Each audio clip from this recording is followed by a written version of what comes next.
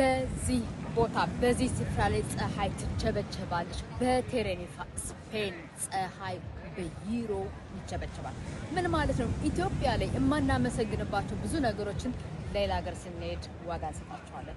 አመቱ ሙሉ ፀሐይ የሚኖርባት ኢትዮጵያ ማህበረሰቡ የፀሐይ ጥቅም ባለማወቅ ከፀሐይ የሚገኘው ቫይታሚን ዲ እንኳን ባለመጠቀም ከሆነ እድሜያቸው በኋላ ፀሐይ እንዲሞቁ ወይም ቫይታሚን ዲ እንዲወስዱ ይነገራሉ።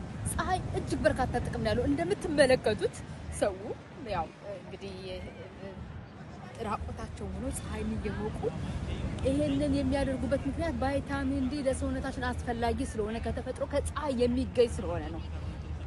ሁለተኛ ነገር ኢትዮጵያውያን በመናገኘው ፀሐይ በነፃ በተሰጠን አናመሰግንም። ሁሉ ጊዜ የሰው ናፋቂዎች ነን።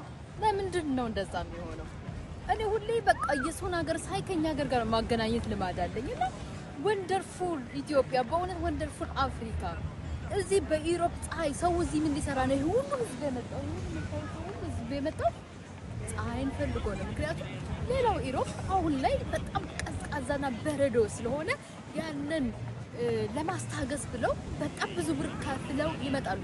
ልክ እንደኔ እኔም ሌላ ቦታ ነው የምኖረው፣ ግን ብዙ ብር ከፍዬ ነው እዚህ መጥቼ ፀሐይ ለመሞቅ። ሌላ ምንም ዓላማ የለንም። ስለዚህ በነፃ እግዚአብሔር የሰጠን ነገር ዋጋ መስጠት አለብን። ተመልከቱ የሁሉ ህዝብ እንደታዩት ነው የመጣው።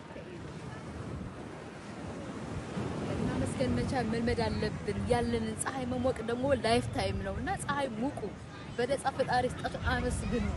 ይሮ አከፍሉበት። እናንተ ጋር ያለውን ፀሐይ ስለራቃችሁ ነው እንጂ እና ደግሞ ያው ጣጣው ብዙ ስለሆነ እንጂ ኢትዮጵያ መጥቶ ፀሐይ ቢሞቁ ደስ ይላችኋል። ግን ዩሮፕ ቅርብ ስለሆነ ስፔን መጥቶ ከኔነፋ ፀሐይ ይሞቃል። ሰላማችሁ ብዝት ይበል። የተቀረጸላችሁ ቴሬኒፋ ስፔን ጋር